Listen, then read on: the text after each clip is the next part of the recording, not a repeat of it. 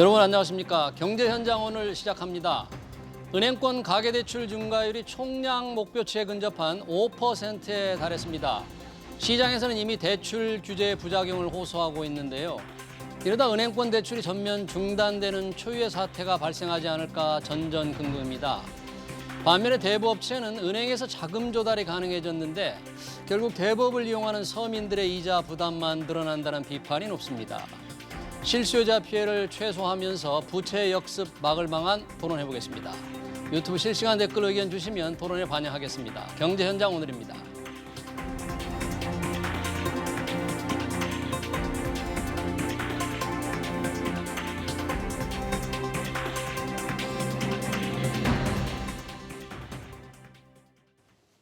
네, 가계대출 규제의 파장과 대책 토론하기 위해서 두 분 모셨습니다. 배재수 송현 경제연구소 국제경제본부장 그리고 서지용 상명대 경영학부 교수입니다. 두 분 어서 오십시오. 반갑습니다. 안녕하세요. 자, 시장에서 가계대출 규제, 은행들의 규제가 지금 심상치 않습니다. 은행 문턱이 너무 높아져서 피해가 큰데 현재 가계대출 증가율 서지용 교수님 5 내지 6%로 지금 규제한다고 하지 않습니까? 그러면 지금 은행들이 대출할 수 있는 여력이 연말까지 거의 없습니까?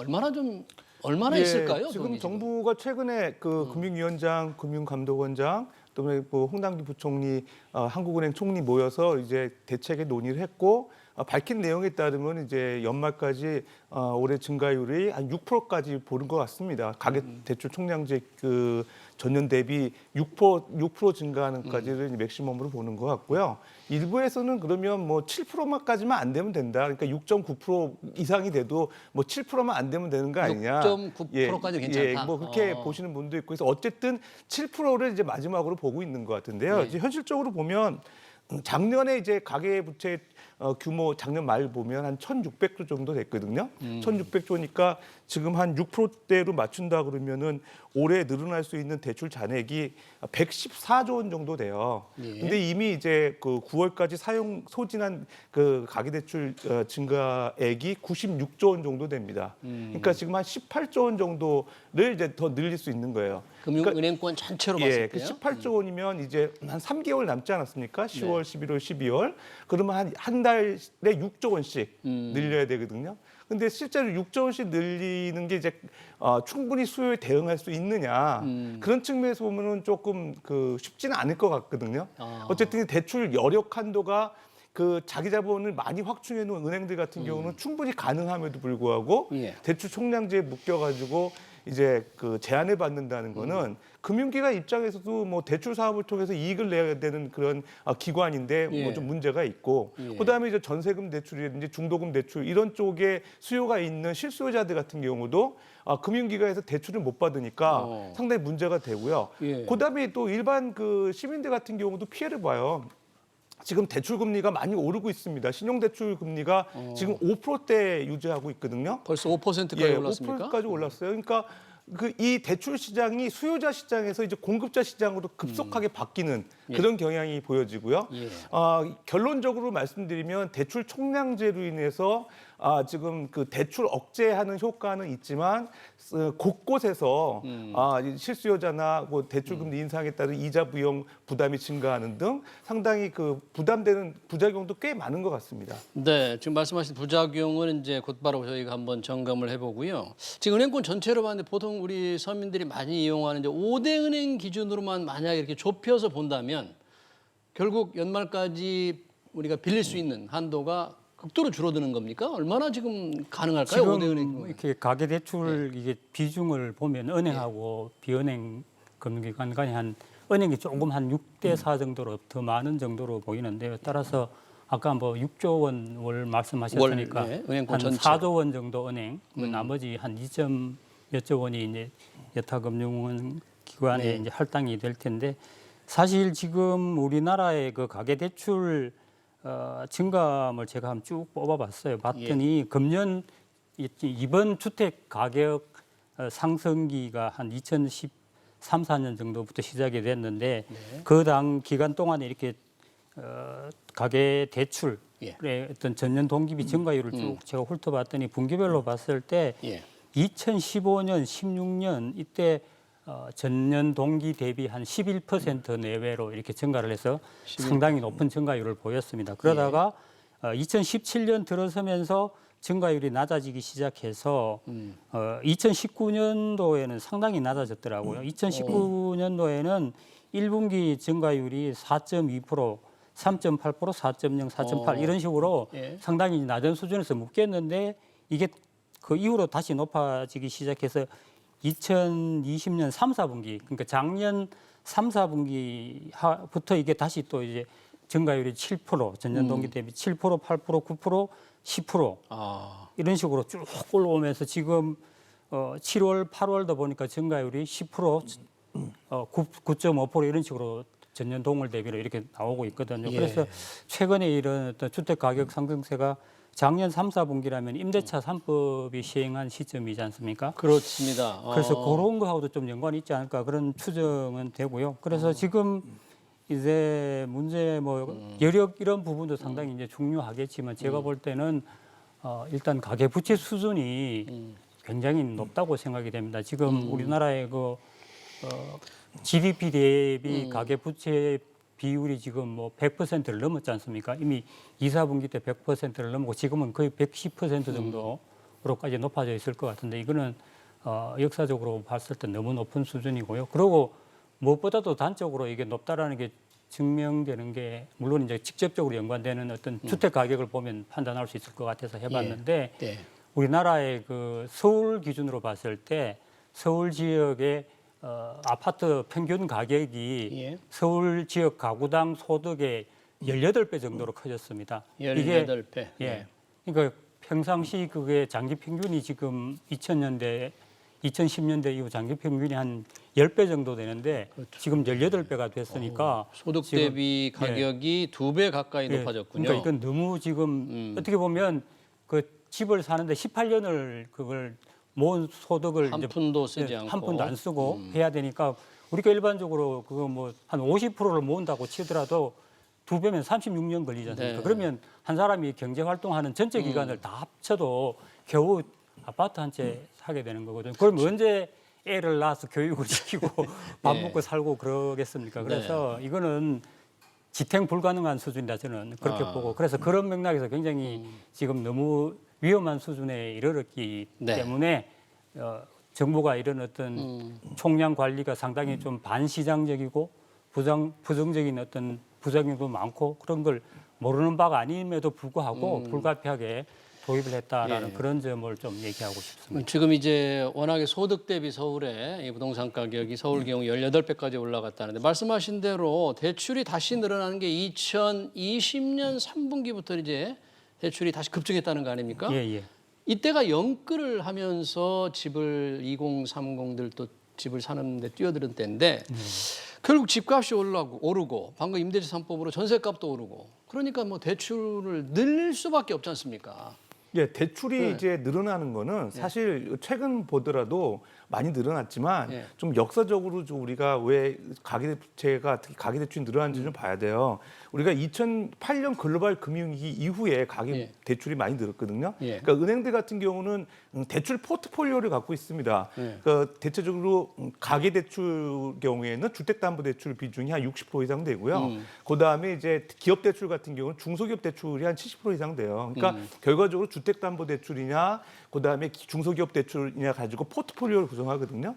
근데 2008년 글로벌 금융위기 전만 하더라도 예. 중소기업 대출이 이제 마진이 컸기 때문에 대출을 많이 늘렸어요. 예. 그러다가 경기가 안 좋아지면서 사실은 중소기업 대출이 더 위험한 대출이거든요. 그러다 보니까 2008년 이후에는 은행들이 안전한 주택담보 위주 대출 위주로 전환을 하게 된 거죠. 가계 대출만 예. 늘렸다. 그게 실질적으로 그래야 또 이제 BIS 자기자본 비율 유지하는 데도 도움이 돼요. 예. BIS 자기자본 비율 같은 경우는 담보가 있는 주택담보대출을 늘리게 되면 또 위험 가중 자산이 상대적으로 덜 늘어나기 때문에 자본 확충이 제한적인 측면에서 유지가 되거든요. 예. 그런 측면이 일단 은행 입장에서 있고요. 예. 그다음에 두 번째는 집값이 많이 올랐다는 거예요. 우리나라의 집값이 많이 올랐는데 정부에서는 주로 이제 지표 인용할 때 전국 주택가격 지수의 증가율 갖고 많이 보는데 실질적으로 수도권 갖고 보는 게 더 맞는 거고요. 수도권 같은 경우 그 올해만 보더라도 예. 그 전년 대비 한 20% 이상 올랐습니다. 그러니까 실제적으로 미국이나 다른 선진국들에 비해서 상당히 많이 오른 수치예요. 예. 그러다 보니까 가계부채 증가율이, 가계대출 증가율이 이제 높게 나타나는 그렇죠. 측면이 있고요. 올해 사실 국내 은행들의 가계대출 증가율만 보더라도 약간 계절성이 있습니다. 그러니까 올해 1월만 하더라도 예. 국내 은행의 가계대출 증가율이 1%가 안 됐어요. 0.8%였어요. 그다음 2월에 들어서 1.4%, 예. 3월에 들어서 2.1%, 4월 들어서 3.7%가 됐는데 요때 사실은 이제 인플레이션율이 상당히 높아지는 시점이었거든요. 그러니까 예. 경기가 상당히 들썩들썩하는 상황이었어요. 그러다가 본격적으로 높아진 게 사실 7월입니다. 네. 7월 달에 5.2%가 됐거든요. 그럼 사실은 정부 입장에서는 네.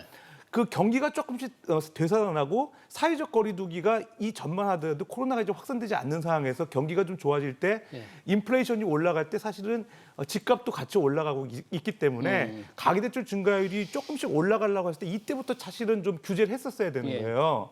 그래서 가계대출 규제가 좀 적은 상태에서 이자율이 올라가더라도 이자 부담이 적은 거 아니겠습니까? 예. 근데 정부가 조금 좀 실기한 게 7월 달에 가계대출 증가율이 급등하니까 이거 안 되겠다 생각해가지고 갑자기 총량제를 갑자기 들고 나온 들고 나온 거거든요. 거죠? 그래서 정부 입장에서도 굳이 뭐 변명을 하자면 예. 가계부채 증가율이 뭐 선진국들보다 높고 GDP 대비 지금 뭐 100% 이상, 네. 뭐 105% 정도라고 하는데 그 정도 되기 때문에 이제 규제해야 된다고는 분명히 하지만 시기적으로는 사실은 3월, 4월부터 좀 했었어야 되고요. 가계대출 총량제로 인해서 나타날 수 있는 부작용을 연착륙을 통해서 우리가 이제 극복을 했었어야 되는데 예. 좀 경착륙하는 게 아닌가 그런 점은 좀 아쉽습니다. 지금 가계대출 규제 경착륙을 말씀하시니까 대출받기 얼마나 어려우면 그 오징어 게임을 통과하는 것보다 더 힘들다는 이런 풍자가 나올 정도인데 지금 은행 문턱이 올라가면서 어떤 부작용도 실수요자들의 피해가 계속 늘고 있지 않습니까? 어떤 피해가 가장 심하게 지금 나타나고 있나요? 그래서 저는 이제 그 부분을 좀 나름대로 고민을 해봤는데 과연 그러면 실수요자가 누굴까라는 걸 한번 우리가 좀 면밀히 좀 생각을 실수요자. 네, 네. 실수요자가 누굴까를 좀 따져볼 필요가 있는데 예. 그래서 우선 생각할 수 있는 게 이제 생애 최초로 주택을 구입하는 사람 네. 이런 뭐 주로 이제 청년층이 많을 텐데 뭐 청약 처음 하여튼, 받은 분들 예, 처음 이렇게 주택을 구입하는 구입하는 분들이 있을 거고 예. 그다음에 이제 뭐 갓 결혼해서 이제 전세로 이제 신규 이제 어떤 주거지를 구하려고 하는 그 전세 입주자들이 그렇죠. 있을 겁니다. 그리고 이제 이주자들이 오래 사는 경우도 많이 있으니까 전세를 옮기면서 또 이제 대출 참 전세금이 올라가니까 그렇죠. 거기에 따른 어떤 추가 대출을 받아야 되는 그런 부분이 있을 거고요. 예. 그런 어떤 전세 세입자가 있을 예. 거고 또 하나는 이제 그 중소자영업자들이 많이 좀 있는 것 같습니다. 지금 뭐 워낙 코로나니 이런 걸로 해서 자영업자들이 대면 서비스 업종 상황이 안 좋기 때문에 생활자금을 빌리는 분들. 그 사람들이 이제 사업 운영 자금도 당장 운영 자금. 부족하고 그런 상황이니까 그런 측면에서 이제 어떤 자금이 필요하기 때문에 그런 세부로 사람들이 예. 아마 그 실수요자의 대부분을 구성하지 않을까 싶어요. 예. 그런데 지금 이제 그런 분들에 대한 대출은 사실은 이미 정부가 상당 부분 마련을 하고 있는 걸로 알고 있습니다. 일단 그 중소자영업자에 대해서는 대출 상환 만기 재연장이라든지 예. 이자 지급 유예라든지 이런 조치를 이번에 다시 연장해서 내년 3월까지로 연기해 뒀잖아요. 예. 그러니까 그분들의 어떤 자금 부족은 그걸로 어느 정도 완화가 될 수 있을 것이고 그다음에 전세 자금 관련해서 이제 예. 전세 자금 대출은 지금 사실상 거의 아직은 많이 막지 않는 걸로 알고 있기 때문에 지금 잘 뭐 보니까 통계를 보더라도 전월 7월하고 8월 사이에 보니까 증가폭이 비슷하게 나왔더라고요. 그래서 네. 전세 자금이 그런 대로 나가고 있는 것 같은데 다만 이제 하나 우리가 이제 염려되는 것은 이제 전세 자금을 받아서 이제 집을 사는 소위 말하는 갭 투자자 이 부분을 어떻게 처리할 것인지 그 부분을 선별해내서 이제 어떻게 그 부분에 대한 어떤 대출을 좀 억제할 건지 그런 노력은 필요한 것 같고요. 예. 그다음에 생애 최초 이쪽 관련해서 집단 대출이 보니까 이건 아파트이긴 하지만 이것도 꾸준히 그냥 이루어지고 있더라고요. 7월, 8월에도 뭐 물론 9월은 통계가 안 나왔으니까 모르겠는데 그래서 그런 맥락에서 보면 실수요자의 피해는 엄격히 따져보면 우리가 생각하는 것처럼 크지 않을 수도 있다라는 그런 판단을 할 수 있을 것 같습니다. 예. 그래서 그런 맥락에서 보면 이제 어떤 정부가 좀 더 이제 총량 관리를 정교하게 잘 해서 그런 실수요자의 피해를 줄이는 노력은 계속 해야 되겠지만 예. 그래도 우리가 생각하는 것처럼 그렇게 꽉 막힌 것은 아니다. 네. 그런 평가를 할 수 있겠습니다. 그런데 우리 배재수 본부장님 그렇게 말씀을 이제 하시는데 사실 NH농협 같은 게 8월에 이제 주택담보대출을 중단했고 또 들어올 때 보니까 BNK 경남은행도 웬만한 신규 대출을 다 중단하겠다 그러는데 거기에 전세자금 대출도 들어가 있던데 실제 전세 세입자들 좀 전세 새로운 곳으로 옮기는 데 힘들고 또 생애 첫 주택도 이 집단 대출이 막혀서 지금 청약을 포기해야 된다 이런 얘기도 좀 들리고 있는데 이 피해가 조금 간과할 수는 없는 쉽게 보기는 어려운 상황 아닐까요? 생각에 이제 실수요 대출이 어느 정도 그래도 좀 통로가 마련돼 있다, 활로가 있다 이렇게 얘기는 하셨는데 현실적으로 보면 꼭 그런 것만 같지는 않아요. 왜 그러냐면 정부의 그 대출 총량 규제가 그 명목적으로는 실수요자 대출에 대한 그 지원이 이루어지면서 대출 증가율을 규제하는 정책 목적이 있는데 예. 실제 창구 지도를 하는 과정에서 이미 그 시중은행들 같은 경우는 상반기 대출 증가율의 한도를 많이 사용을 했기 때문에 어쨌든 실수요자 대출이든 뭐 그 전체 총량 대출이든 간에 그 총량 대출 위주로 이제 그 줄이다 보니까 그 안에 이제 사실 실수요자 대출 들어갈 수 있고요. 단적인 예로 보게 되면 예. 중금리 대출이라고 보통 저신용차주들이 많이 이용하거든요. 예. 그러니까 중금리 대출 시장 같은 경우 보면 최근에 이제 토스뱅크가 출범하지 않았습니까? 네, 토스뱅크가 인터넷은행. 출범했죠. 했는데 지금 그 토스뱅크의 자본금이 2,500억 정도 됩니다. 예. 2,500억 정도 되면 BIS 비율 그 10.5% 정도 기준으로 봤을 때 네. 위험 대출을 늘릴 수 있는 정도가 한 2조 4천억 정도 되거든요. 근데 정부가 이제 5천억 정도로 이제 그 창구 지도를 하다 보니까 연말까지 늘릴 수 있는 한도가 5천억이 돼 버린 거예요. 토스가 연말까지 늘릴 수 있는 한도 대출이 5천억으로 지금 제한이 된 겁니다. 거의 대출을 못 해준다는 그렇죠. 근데 그 얘기인데. 5천억 중에 또 문제는 네. 중금리 차주들을 위한 대출이 반영돼 있는 거예요. 그러니까 실제로 최근에 이제 토스뱅크 가입하려고 서비스 신청한 사전 신청자들이 150만 명 정도 된다고 하는데, 뭐 2% 예금 그렇죠. 그 그중에 금리 이제 주니까 40만 명 정도가 그 서비스에 가입이 됐는데 네. 그 중에서 이제 중저 신용자에 대해가 이제 25%만 반영이 된 거예요. 그러니까 실질적으로 보면 토스뱅크 입장에서는 중금리 대출 차주들은 이 총량 규제에서 좀 빼달라. 그런데도 불구하고 이 총량 규제에서는 중금리 대출 차주 빼주지 않고 있거든요. 근데 그런 것만 보더라도 실제로 이제 그러면서 이제 토스뱅크 같은 경우는 5천억 중에서 3천억 소진했다고 하잖아요. 예. 그 중에서 이제 그 절반이 25% 넘네요. 정도가 중금리 차주인데 중금리 차주라 그러면 잘 여러분들이 와닿지 않으실 것 같은데 그 신용 평점제 지금 1000점 기준으로 바뀌었는데 예. 그 중에서 이제 800점 이하입니다. 그러니까 그 50% 신용 그 평가 기준은 50% 이하 예. 차주들을 얘기하거든요. 그러니까 이런 분들 같은 경우는 실수요자일 수 있는데 결과적으로 은행 입장에서는 이제 총량제에 묶여가지고 이런 분들도 이제 별도로 관리 못 하고 있는 거죠.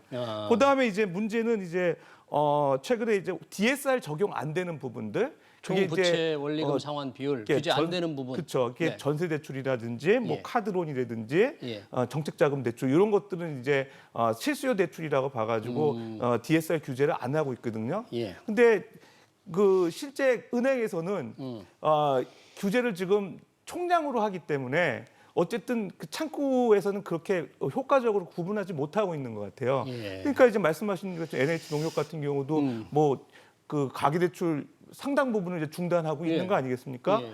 그런 와중에 이제 실수요자들이 피해를 볼 수 있는 개연성이 충분하다고 생각이 되기 때문에 네. 저 입장에서는 이제 정부의 어떤 생각은 실수요자의 피해를 주지 않으려고 노력은 하지만 현장에서 이제 대출 총량제를 의도적으로 줄이는 과정에서 실수요자들이 피해 볼 수 있다. 그래서 그렇게 생각이 됩니다. 예. 지금 토스뱅크 우리 서교수님 말씀을 하셨으니까 토스뱅크가 출범하면서 2% 예금 가입자들 신청을 왕창 했잖아요. 그 중에 40만 명밖에 지금 통장 발급을 못했다는 그런 얘기죠. 예, 40만 명 정도, 예, 150만 명. 그럼 나머지는 정도. 뭐 토스뱅크 은행 생겼지만 통장 만들고 싶어도 못 만들고 있다는 얘기는 그러니까 대출 문을 닫아버리니까 통장 개설을 일시적으로 좀 중단시킨 거군요. 그럼 은행 역할을 제대로 못 하고 있겠네요. 접수뱅크. 사실 그러니까 핀테크 기업이 좀 피해를 지금 특히 토스뱅크가 지금 막 출범했는데 문을 막 열자마자 피해를 바로 은행이라고 그냥 딱 문을 열었는데 영업을 못하는 당하는 꼴이네요. 그런 경우가 되겠는데요. 사실 뭐 그 인터넷 전문 은행들이 지금 뭐 그간의 실적 카카오뱅크라든지 K뱅크 이런 실적을 보면 괄목할 만한 성장세를 보이고 있었고 또 이제 그런 어떤 성장세의 이면에는 이제 개인의 어떤 여러 가지 정보를 잘 그 빅데이터 분석이라든지 이런 걸 활용해서 개인에게 편리하고 적합한 그런 금융 상품을 많이 개발하고 또 신용 대출도 많이 늘리고 하기 때문에 그런 어떤 소비자의 어떤 환영을 받는 게 아닌가 하는 그런 생각이 드는데 지금 이제 문제는 이제 그로 인해서 사실은 그 최근에 어떤 몇 년간의 가계 부채 증가에 인터넷 전문 은행도 상당히 기여를 했습니다. 그래서 가계대출을 늘어나는데 네, 상당히 기여를 했고 그래서 그런 부분이 좀 시기적으로 안 좋았다라는 그런 뭐 말을 할 수 있을 것 같은데 그 부분은 뭐 지금 정부가 가계 총량 관리를 들고 나온 어떤 배경이 지금 우리나라 어떤 금융 시장 상황, 특히 국제 금융 어떤 불안 이런 부분에서 상당히 좀 염려스러운 부분이 있다라는 것. 특히 이제 예를 들면 미 연준이 지금 이제 테이퍼링을 곧 시작하고 내년 하반기 늦어도 내년 하반기는 아마 지금 금리 인상을 시작할 거고 그 다음에 지금 다른 어떤 선진국 중앙은행들도 뭐 그걸 따라갈 개연성이 높고요.